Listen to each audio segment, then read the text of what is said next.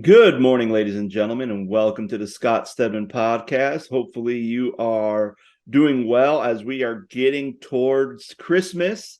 So that's going to be pretty exciting for me because I think for Christmas, for the first time ever, I get to be a part of four services on Christmas, which is probably the most services I've ever been a part of on Christmas. And joining me is my co-host Micah Currit. Micah, how are you today? I'm good. I've been there, done that, and I don't miss it. Yeah, I was about to say. I know, like last 2 weeks ago, we talked about you feeling weird about not going to church on a Sunday. I'm like, how's it going to feel with you not doing like 10 or 20 Christmas services, Uh, I'm just or doing just grateful. one Christmas service, like actually Mm. participate, or actually not participating, but actually leading a Christmas service. How's that going to be? I was sharing with my wife yesterday that um, Christmas is difficult for various reasons. For some, it may be a death of a loved one. It may Mm-hmm. be, just a hard time of year because you're alone, or X, Y, Z. But in respect to ministry and respect to worship, leading specifically, I was telling Alicia yesterday or the day before that it's like, man, Christmas music is the hardest music to play because I think the reason behind that is that we play it once a year. There's 100 different versions of every different song, and you just want to make sure that you're doing the right one so that your congregation feels comfortable, celebrating and worshiping Jesus and the birth of Jesus.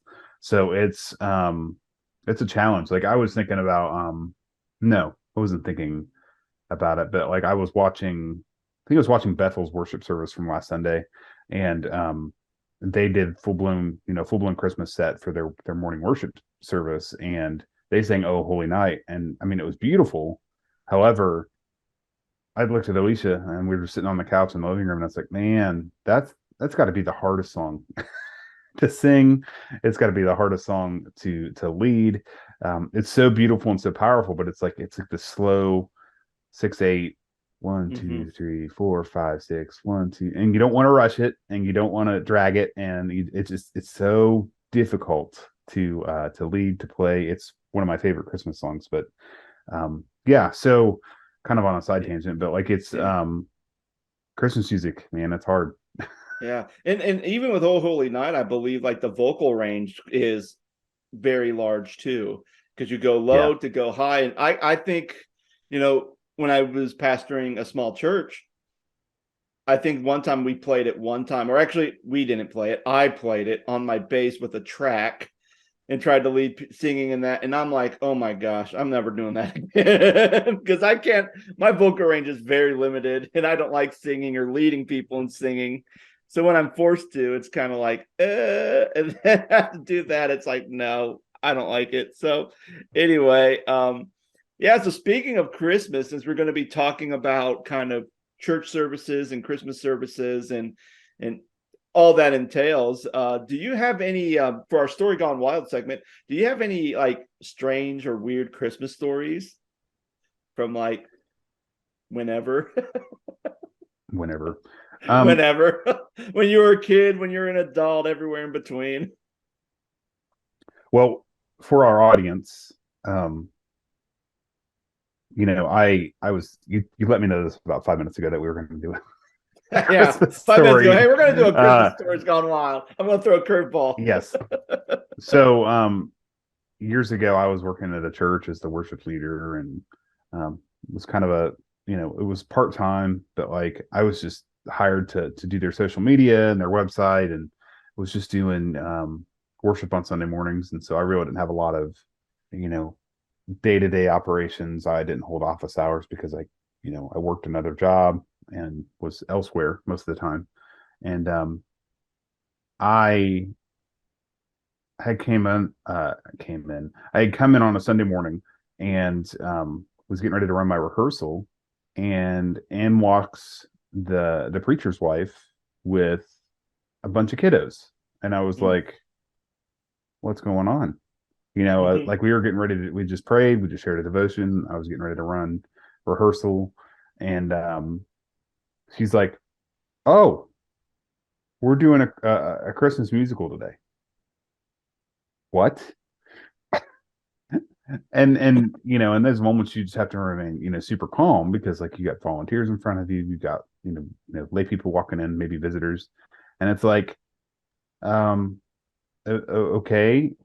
And she got like super frustrated with me because like I wanted to run rehearsal, and she couldn't understand why I was upset. And the reason I was upset was because nobody told me, hey, this is happening. Like I would have been completely obliged to say, go for it. Let's incorporate it in the service. And so like on the fly, we've talked about it on your show before, Scott, but like just small church mentality versus bigger church mentality, where people over communicate things or they don't communicate things whatsoever. And this church just so happened to be a smaller situation.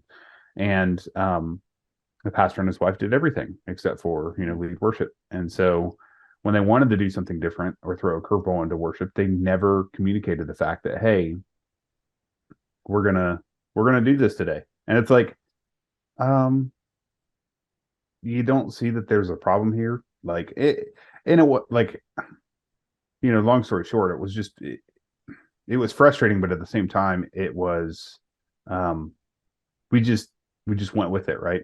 I did a song at the beginning, I did a song at the end, I prayed, and then they just did it after I did the first song and before the message. And so like, but at the same time, the other piece of that was it was a spacing issue because it was a smaller church and there wasn't like multiple rooms or classrooms that like they could go rehearse in, and they wanted to rehearse in the sanctuary, which is, fine. But again, if I would have known, I would have practiced either earlier or I would have just planned accordingly. So Yeah. yeah, I don't know if that's wild or not, but at the same time, Yeah. but the Well, pastor's wife got super angry with me. that's, I mean, because as someone who's like working with kids and doing like a Christmas nativity thing, like I feel like if there was anything like that, I would have to let people know. Like even the lead pastor's kind of taking up on doing a children's choir with not only kind of merging not only the church kids but even the preschool kids as well, and doing that. And we're always checking in with each other, we're communicating, we're trying to figure all this stuff out. I think actually this Wednesday we're going to kind of talk about the order of service and how that's going to flow. And I just it's like anytime when we have these conversations, it's like, communicate, people. Like, I mean, just communicate. Like, that's all we're asking, just to make sure you communicate things. And if you don't, you just expect, oh, by the way, we're just going to show up and we're going to have a bunch of kids sing. It's like, you can't do that. So my weird story is not church related, because I think this would have been a time. This may have been a time either we were just starting to go back to church or we haven't gone back to church yet with my family. So I was probably, I don't know, maybe 10, 11. So to set it up, my grandma used to make me clothes, but then she'd always get like these like discounted like prints that would be on sale at Joann Fabrics. So sometimes I would get these outfits that she would make that were just ugly, like absolutely ugly, like to the point where I would get them and then I would never wear them because they're like, oh, this is so gross. And I remember one vividly. It was like kind of like this weird, like tannish orange, like puke color that had airplanes and stamps on them. Airplanes and that stamps. Like, and I'm like, dude, if I wore that to school, I would have got the crap kicked out of me for just wearing something so ugly. So occasionally, I would just like, if she would make me, and it wasn't necessarily like she would make me like a button down shirt out of this material and then pants, but sometimes she'd make me like a button down shirt and like shorts, which was very weird. So a lot of times, like, I would just wear shorts and not even wear the button out top. I throw that in the trash. So anyway, it was Christmas. We're opening up presents. And I'm sitting there, and I'm sitting in a beanbag chair, and just kind of sitting there, and I'm getting gifts, and we're sitting there, we're open, and there's this one where I open up a package, and I'm holding like a NES game. I can't tell you which one I was holding up, but I was holding a Nintendo game. And parents, they always take pictures and stuff. Well, they get my pictures developed, and my mom's looking through the pictures, and she sees that one with me holding the game up, sitting in the beanbag chair, and my mom just starts cracking up laughing. And I'm like, what's so funny? And then she showed me the picture, and I'm sitting there with my knees up, but you can see down my shorts, and apparently something was escaping my shorts. And we had photographic evidence of it. But here's the weird thing. It wasn't that, oh, I was exposed.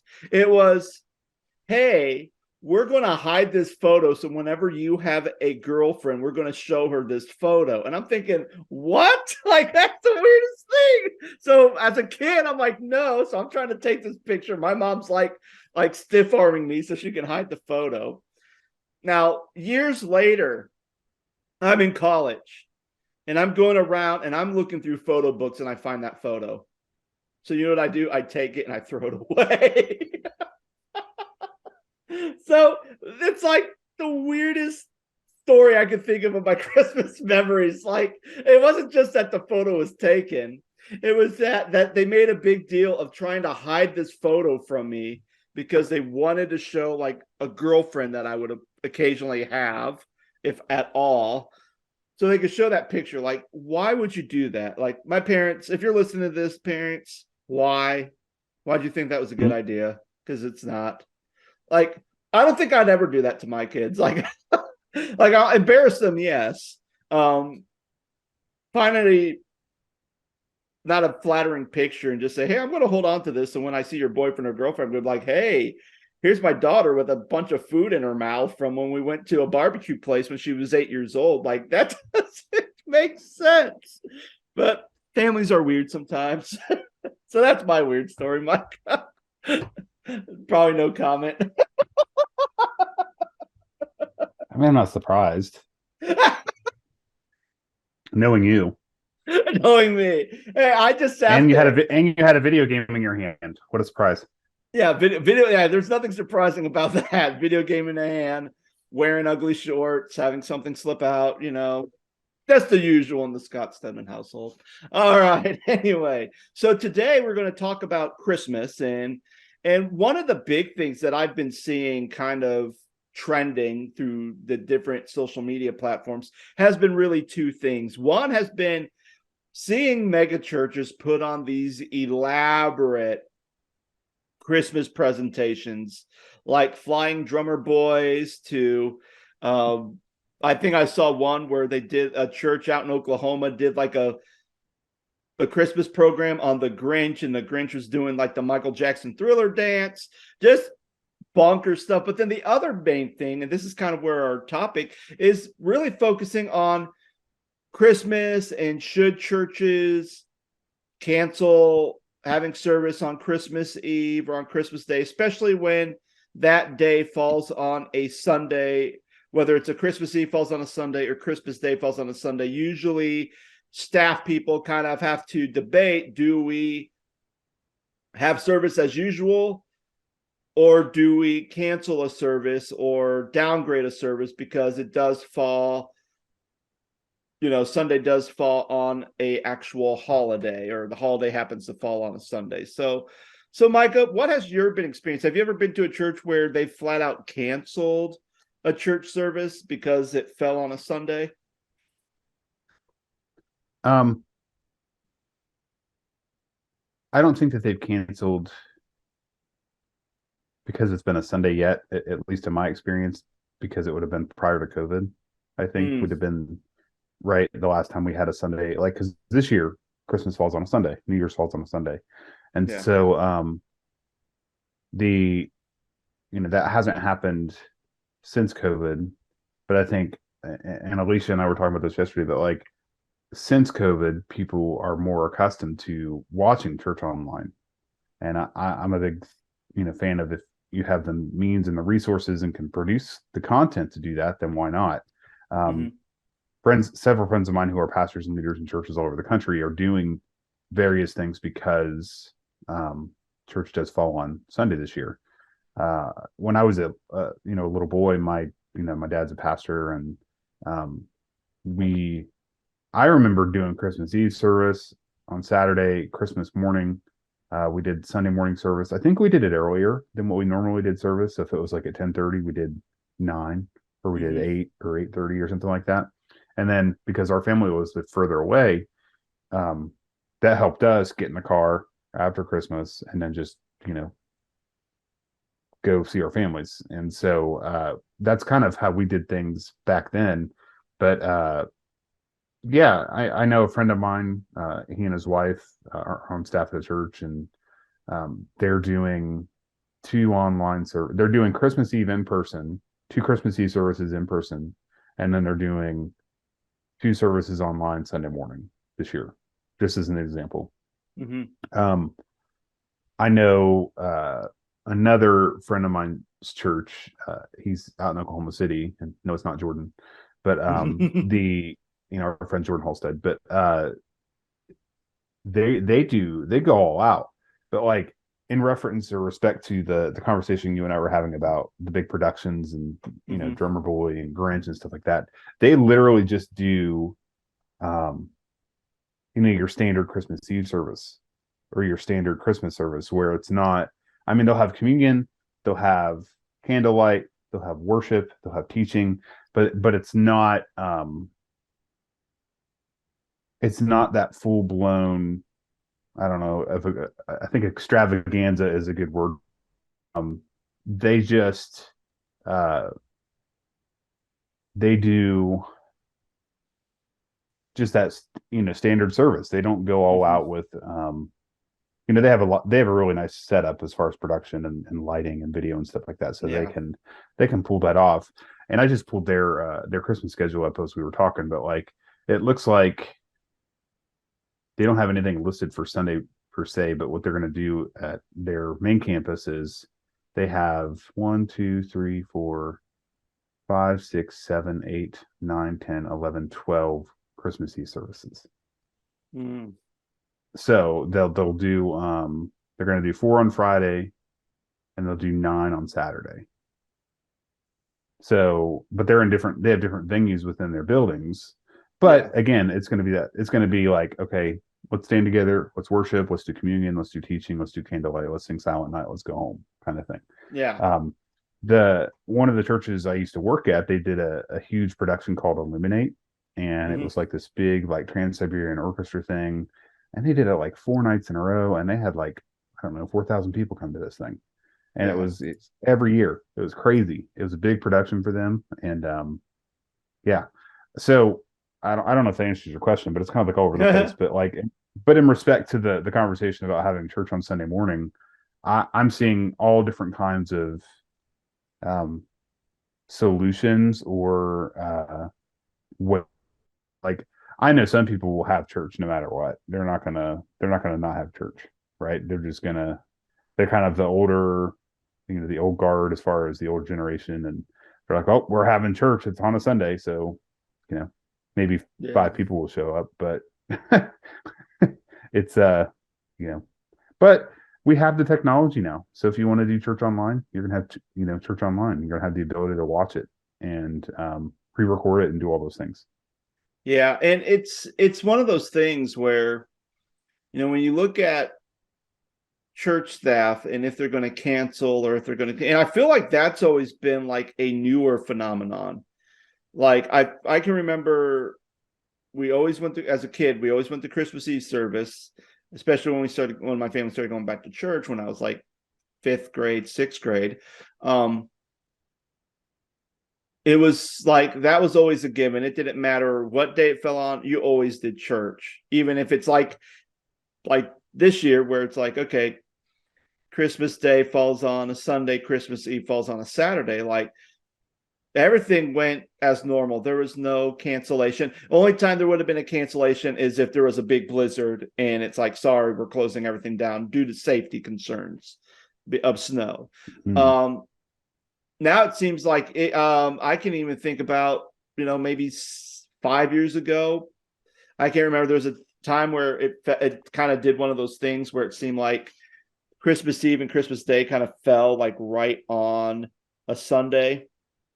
And I always had these minister meetings up in Virginia, and we would get together, and that would be a topic of debate. Do we cancel? Do we not? And some pastors are like, no, we got to keep everything it is. I know it's an exhausting season. Advent's exhausting for a lot of people and a lot of pastors, but it's Christmas. It's so we got to keep the tradition going. Where some of them are okay saying, hey, instead of having like 2 or 3 services on a Sunday morning, we're just going to have one condensed service. And we're just going to all meet and we're all going to show up. And I think a lot of times they do that because they know, hey, most people probably aren't going to show up to church on Sunday. If that's been the trend or that they've seen in their churches, we're just going to do one service. Or maybe if you have like 6 services you do, we're going to do 3. Because there's no point Try in to us doing combine the 6 effort. services. And there's no point in doing 6 services if you do like your 8:00 service and like there's that one person that's there all the time and that's the only person there. But it's like that person can easily sleep in for a couple days or for a couple hours and then show up at the 10:00 service and be just as fine. So yeah, I think that when it comes to planning that, you have to really know. I think it's 2 things. You really have to know your people and kind of the expectation that they have, because for them, Christmas is a time for families to get together. Sometimes it's like, well, my family's coming into town and we all go to church together. So if you cancel, then you kind of take away from family traditions, and that can be hard. At the same time, I also think on the other side of that coin, if you are a church that is constantly saying, well, the church isn't a building, the church isn't something that happens Sunday morning, that the church is a body and that we can still do church, whether it's inside the church walls or outside the church walls, then there's also a part of me that says, well, if you really are going to practice what you're preaching, maybe it's okay not to have a service, because then the people should be able to do discipleship and kind of do these church traditions within their own home or with their family. You can, depending on your tradition, anybody can read the Christmas story out of the Bible. Anybody can have a time of reflection. You can have a time of prayer. Maybe you can't do communion because with your tradition, you have to have like the pastor do the elements and do the ritual for communion. But for the most part, I mean, if you're saying, hey, as a church, we are a church that should be mission forward, we should be mission focused, and the church is not a building, then I don't see why not. It's like, okay, church, here's what we're going to practice what you're preaching. We're going to cancel Christmas Eve service, be with your families, but also, use that time to disciple your children, disciple your families that may be coming into town. Let's practice what we preach. So I don't know, those are just kind of some of my thoughts. What do you think about that, Micah? Well, I think too, like you're never going to make everybody happy, Yeah. right? And so it's almost it's kind of like this, I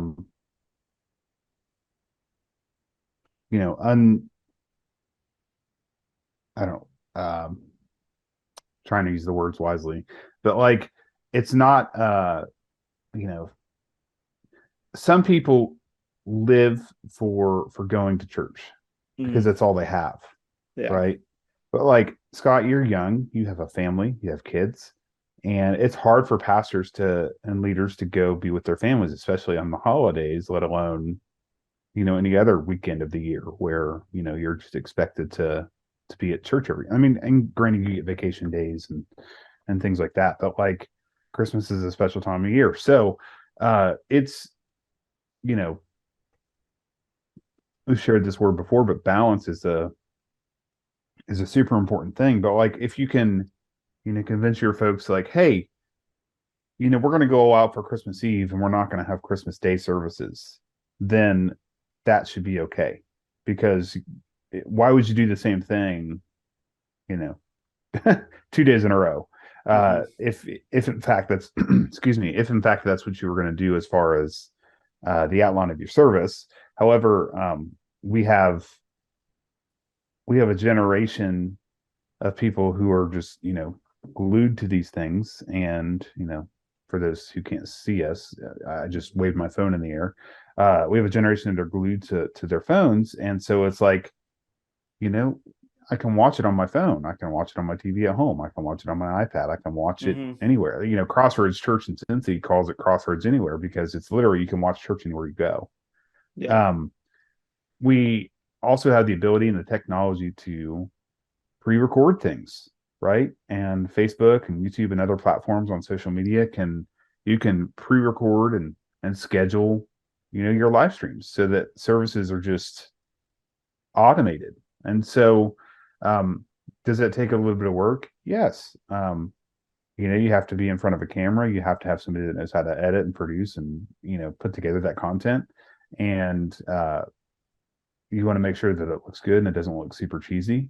Because Hmm. Scott, if anything, we learned in 2020 when COVID happened that some churches don't look great as far as the live stream concerned because um, it's they don't think about things like, man, that backdrop doesn't look great, or maybe our sanctuary doesn't look good on camera because it's got that 60-year-old carpet, or the wood paneling in the backgrounds, or whatever. Yeah. And if you're running your audio through your board, like to your live stream, making sure stuff like that's turned on in your live stream so that you can actually hear people, right? Yeah. It's you got to and I tell people this all the time when I consult with churches, but like you have to think two-dimensional. You have to think of the room and you have to think of folks that are watching online. And so I'm going off on a little bit of a tangent here, but like the idea of, I don't have their answer, and I don't think you have the answer either. But like, I'm a big proponent of giving people options, and you've got this older generation who doesn't think that that's okay, and then you got this younger generation that says why not, and it's like I don't really know the answer, but like I think times are changing, the world's changing, and so we live in a technology age where if I can sit at home and watch church um, from my couch and be with my family on Christmas, I'm going to do that versus Yeah. going in person. And some would say the argument to that would be, well, it's only an hour. You just have to give up an hour of your day. But there's arguments to both sides of that. Yeah, absolutely. And it's yeah. I mean, And do I you think do you know it's the answer? Do you no, know I the don't answer to know. that question? I mean, like No, it's just I mean, I think if anything, it's all about, especially like, if you're going to have service, if you're not, if you're just going to do something online, because I think a lot of times, a lot of church services were online. Like even now, like I was before the show, I said that, we've had a couple of COVID cases within the preschool at the church that I work at. And there's supposed to be like this Christmas pageant that the preschool is supposed to do this Tuesday. It's been canceled. Um, and then now, just within what we're seeing from like the Ohio Department of Health, that not only are we seeing a spike in COVID cases, but we're also seeing a spike in flu and RSV. So we're seeing that these huge spikes of sickness going around. So it's almost like, hey, we're going to, cancel these events. And even now, like Laura, my wife, she's supposed to be traveling to go visit family up in Michigan. And she was supposed to stop because some of the people that we usually will hang out with for Christmas with my family, like they're not going to be there because they're going to be traveling. So they wanted to meet this Friday, they wanted to meet real quick for like a dinner to, exchange gifts and stuff. And they're not doing that now because they ended up being diagnosed with COVID. So it's like, sorry, we're not meeting because we have COVID. And I mean, as much as we would, I think a lot of people are just sick of COVID and just sick of hearing that word, or and how much that kind of disrupts everything, life. But I mean, even though we're kind of to the point where we've opened up more and we're walking around, and even like with the outbreak, I mean, I still walked around without a mask on, not because I'm just like, haha, I'm going to defy COVID. It was just more, I just didn't think about it because it's like I'm not intermingling with the preschoolers. I'm in my office, but occasionally I'd have to go up in there because that's where some of my craft supplies are and everything else. And it's like, oh, I probably should have worn a mask. Or if I'm picking up my daughter, it's like, oh, I should have probably worn a mask when I picked her up because everyone else is wearing a mask. My bad. But no one says anything, and everyone's just like, okay, like, here's your daughter. Like, they're all saying, like, Yeah, sir, but how come you're not what do we wearing a do? mask? What did we do before COVID though?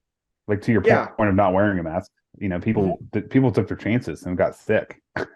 Yeah. So, and I'm not, please don't take it that way. I'm not trying to downplay it by any means, but I'm just saying that Yeah. like we lived in a society prior to 2020 where people just got sick and showed up to work sick and their kids were sick, and we, we just kind of lived our lives. And I think that's kind of the way, to your point, Scott, that people kind of reverted back to. And I think I said it yesterday to Alicia, but I'm like, man, I'm so glad I don't have to wear a mask at work. Like I sit in my office like the majority of the day, and I don't go, I have to go across the hall and ask somebody a question or something. But like for the most part, I didn't need to wear a mask sitting at my desk all day. Yeah. Absolutely. Right. And I don't, And and we weren't required to do that. But when we got up to walk around the building and stuff, we were. But at the same time, it's, again, I do what you need to do, right? And if you mhm, feel safe, that's up to you, right? So yeah. like does that, is that kind of playing into the narrative of like your church or what you guys are going to do, or No, I mean, we're still on schedule as far as having our regular services. Like, we're not going to um just the cancel preschool stuff is things. what you were talking The about? preschool, yeah, the preschool stuff, they've canceled all their stuff. Um and even and I think that's kind of the big thing too. It's like because right now, last night we got a thing that someone in my daughter's classroom tested positive for COVID. But right now that's like one account. So they're still gonna have them in school, but they're saying we're still going to keep our mask policy up. So all they did is they said we're still having school. We're going to do a mask policy. It's just one of our younger kid rooms that meet down in our basement. Like, there was at least 4 or 5 kids that tested positive for COVID. So they basically canceled school last Friday. And then Monday, all the classes resumed except for that one class. And then they didn't start back till Tuesday because I guess according to the Ohio Department of Health, it's like, well, if there's been a couple COVID cases, then 5 days you can't meet in that space for 5 days. So that's why they just kind of said, okay, we're shutting this room for five days. We're going to sanitize it. We're going to spray it, let it set for 5 days, and then we'll resume. And that was, I don't know if that was ODH's policy or if that's just the school's policy. Because again, lots of policies for different things. But That's yeah, still but a thing in I think so. 2022. I think Wow. so. Yeah, it is. Um, so it's just one of those things where, I think it also depends on, like you said, you're not going to make everyone happy, but at the same time, I think as ministers, we have the blessing and the curse of navigating people through the holiday season. So if you want to have church service because you felt like, hey, making sure people have a good Christmas and have that time of fellowship and candle lighting and caroling and communion, and that's very important to you, even though where you live, COVID is running rampant and you still want to have in-person services, then that's your choice. And if your board agrees, and then you do it. And then if people show up, the people who want to be there will be there. And the people who are hesitant to be there, they're not going to be there. And there's nothing you can really do about that. Versus if you're someone who goes, well, the safety of my parishioners is important, even though they are an older congregation. I don't want them to get COVID in case something happens and then have to do like 6 funerals in January. Then yeah, do an online service or pre-record it, and then just, if you schedule it and say, okay, we have a service that's going to be scheduled to go live on a YouTube and Facebook page at 6 o'clock on Christmas Eve. Merry Christmas. And then that way, if the pastor wants to go do stuff with his family or they want to travel early to visit family, they can do that because they don't have to be there at the building to do a service because it's pre-recorded and then you're ready to go. And I think that's okay too. But I think it's all about communication and just kind of letting people know, hey, this is what we're doing. This is kind of our big push of why we're doing this. So that's it. Merry Christmas. Like, I mean, I'm trying not to be nonchalant about it, but I mean, there's nothing Well, you can really do. People are going to get upset whether you have it or you don't have it, whatever the reasons are. But I think if you communicate the vision and you communicate why we're doing these things, and I think people kind of at least would understand why the church is doing things this way than what would be the normal way of doing things. yeah, and I think to piggyback off of that, uh, again, not to downplay COVID or church or anything like that, but like you have 52 weeks a year, and if Christmas just so happens to fall on a Sunday, then if you choose to go the online route and choose to pre-record it and just throw it online, then that's one Sunday where the church can give back and say, hey, spend time with your friends and family, right? I mean, it gives. I look at it as a win, right? Like, as the pastor and his staff get to spend time with their family if they're doing it ahead of time of pre-recording. The church gets a week off, and then the first Sunday in January, it's just like a refresh, a restart. Like, you're just going to go, full on into the new year, and it just gives it gives your church and your ministry an opportunity to restart, right? And so I'm okay with that. The I don't know, kind of the idea of, we did that a couple of years back when Christmas was like on a Sunday or something, and we had church. I remember playing or leading worship or something, and I remember playing the last time that Christmas was on a Sunday, which would have been what, 2015, 2016, sometime in that time frame. Yeah. But like, nobody showed up to church. We had like 20 people. So kind of the same thing on I think it was around Thanksgiving too, the week after the Sunday after Thanksgiving. There was like nobody there on either one of our services. So I don't know. Like you're saying, Scott, it's like a win-win, lose-lose kind of thing. And so uh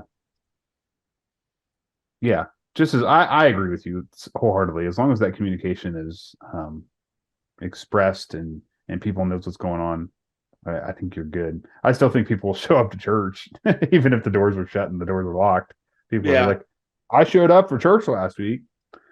Yeah, they'll show up and they go, "Oh, I didn't get I didn't see it. Like, it's been posted in the bulletin. It's been communicated from the stage. It's been on our social media site. It's been in the email." Like, what more do you want? Either people show up or people just won't show up and like, "Oh, I didn't know we had this event going on." It has been communicated through lots and lots of channels. So so goodness gracious. So as we wrap everything up, because this episode has been all over the place. It has been all over the place, but it's okay. I mean, I guess at the end of everything, like, what is it that I'm trying to figure out how to phrase this, because it seemed I'm trying to get my thoughts in order. What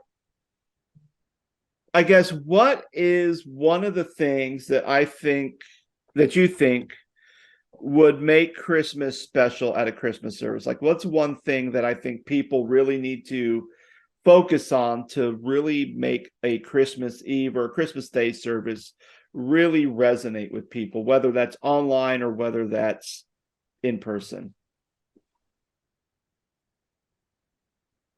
I mean, as cheesy and as candid as it sounds, the true meaning of Christmas is the birth of Jesus and the Savior that comes into the world, and to come die for our sins and to give us new life in Him.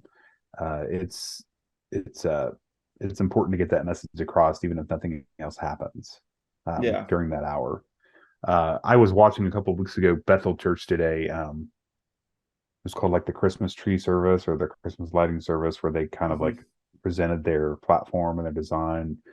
They had some really cool worship, and some of their staff shared different passages. And I was actually reading it this morning, but it's the Isaiah 42 passage when the Lord's chosen servant Mhm. And they read through that, and it was, I never, I've read through that before, and I've read through that passage, but I never thought about it through the lens of the birth of Christ. And so they, some light keys playing in the background, these pastors read this passage, and it was just, um, yeah, it was very, very powerful, and they kept it simple, right? It wasn't super, you know, profound or anything like that, and the lighting wasn't all over the place, and they didn't have people screaming and hooting and hollering, but it was just like this powerful, intimate moment of the Mhm. reminder of who Jesus was and who Jesus, like, uh, you look all through the Old Testament and you look at the prophets, and Isaiah and others declaring, that there was a Savior coming to the world, and so I think it's just a simple reminder. The simple reminder that we need to remember why we do this thing called Christmas. Yeah. Yeah. And I think for me, like I would agree with all that. I think the other thing that I would focus on is, the one thing that people always do, or most churches always do at a Christmas service, is they always do the Advent candle.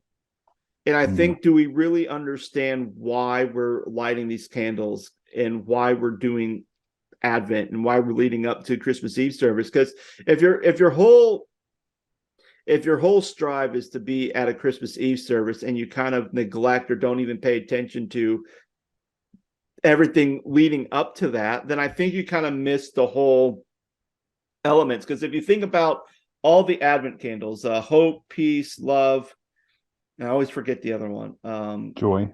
joy. I mean, all those things comes from Jesus Christ. So the idea that we have hope, we have joy, we have love, we have all these things, and they all kind of cement right into what Jesus brings through his arrival. Then I think when it comes to celebrating Christmas Eve, whether it's in person, whether it's online, whether it's an online service, whether it's a pre-recorded service, is that how can I, as a follower of Christ who says that I believe in Jesus and I believe in everything that he came for, everything that he has accomplished on heaven and on earth, then how can I be a servant, or how can I usher the joy of Christ this season? How can I usher in the love of Christ, not only this season, but even into the new year? Yeah. I think if we focus on those things and we really look at all of everything we do from the end of Thanksgiving to Christmas, to our Christmas services, then that's a big part of, I believe that's a big part of transformation in our own lives, of just trying to get back to the basics of why we celebrate the season in the first place, and then also living it out as well. Mm. Yeah. Well, friends, thank you so much for listening. I hope you've gotten something out of this podcast. Maybe you're a pastor or an elder struggling. Oh, what do we do about these church services that fall on Sunday? Do we do them? Do we not do them? Do we do live stream? Like all these other things that you're struggling with. And at least by the time you're listening to this episode, hopefully you made a decision. If you have not, then God bless you. But this may be something that can help navigate. Maybe this might be something that you guys listen to, go, well, this is how I can navigate my church or navigate my board when we're making these decisions on how to navigate when we have these big Christian holidays fall in on our regular Sundays, and how do we navigate those things? So guys, thank you so much for listening. I hope you have a wonderful rest of your week, and we'll be back on with another episode. Take care.